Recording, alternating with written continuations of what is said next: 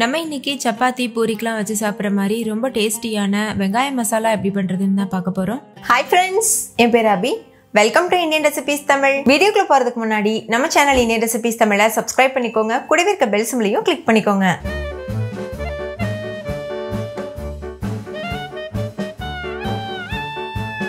First இந்த recipe பண்ணுறதுக்கு ஒரு கடாயில் 1 டீஸ்பூன் எண்ணெய் சேர்த்துக்கோங்க.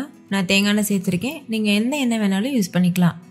எண்ணெய் சூடானக்கப்புறமா 1 டீஸ்பூன் கடுகு, 1 டீஸ்பூன் உளுத்தம்பருப்பு, 2 டீஸ்பூன் கடலைப்பருப்பு சேர்த்துக்கோங்க. கடலைப்பருப்பு மட்டும் கொஞ்சம் அதிகமாக சேர்த்து செய்யும்போது இந்த ரெசிபி வந்து ரொம்ப டேஸ்டியாக இருக்கும். நம்ம சாப்பிடும்போது கடலைப்பருப்பு இடையில கடிப்படும், அது ரொம்ப நல்லாயிருக்கும். அதுக்காக தான் நான் 2 டீஸ்பூன் சேர்த்துருக்கேன்.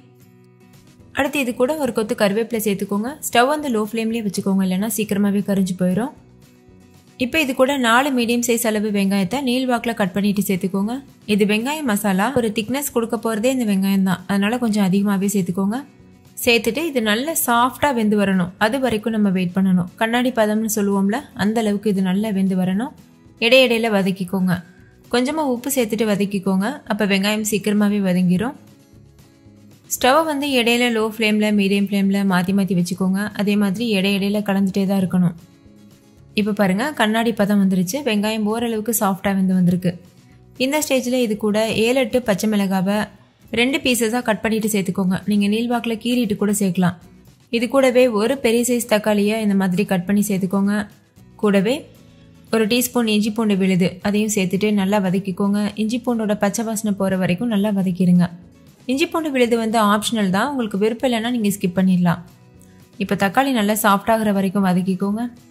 இப்போ நல்லா வதங்கிருச்சு. வதங்கினதுக்கப்புறமா 1/4 டீஸ்பூன் மஞ்சள் தூள், 1 டீஸ்பூன் சாம்பார் பவுடர் சேர்த்துக்கோங்க. சாம்பார் பவுடர் ஆப்ஷனல் தான், உங்களுக்கு விருப்பம் இல்லைன்னா நீங்கள் ஸ்கிப் பண்ணிக்கலாம். இப்போ இது எல்லாத்தையும் சேர்த்து நல்லா மிக்ஸ் பண்ணிக்கோங்க. இப்போ பாருங்கள், நல்லா மிக்ஸ் பண்ணியாச்சு. இப்போ இதில் வெங்காயம் முங்குற அளவுக்கு தண்ணி சேர்த்துக்கோங்க.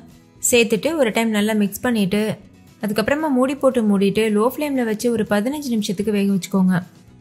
இது வேகிற டைமுக்குள்ளே இதுக்கு நம்ம கடலை மாவில் ஒரு பேஸ்ட் ரெடி பண்ணிக்கலாம்.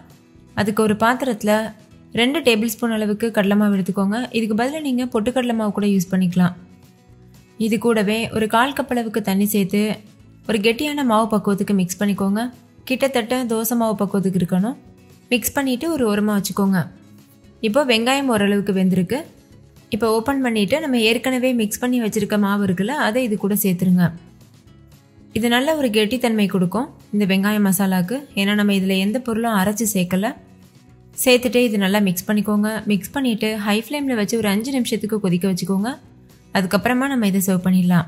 இப்போ பாருங்கள், 5 நிமிஷம் ஆகியிருக்கு. இது நல்லாவே கெட்டியாகிட்டு வந்திருக்கு. இந்த ஸ்டேஜில் ஸ்டவ் ஆஃப் பண்ணிவிட்டு நம்ம இதை சர்வ் பண்ணிடலாம். ரொம்ப ரொம்ப டேஸ்டியான வெங்காய மசாலா சூப்பராக தயாராகிடுச்சு. கண்டிப்பாக நீங்களும் உங்கள் வீட்டில் ட்ரை பண்ணி பாருங்கள். ட்ரை பண்ணி பார்த்துட்டு டேஸ்ட் எப்படி இருந்ததுன்னு கமெண்ட்டில் சொல்லுங்கள். தேங்க்யூ, பாய்.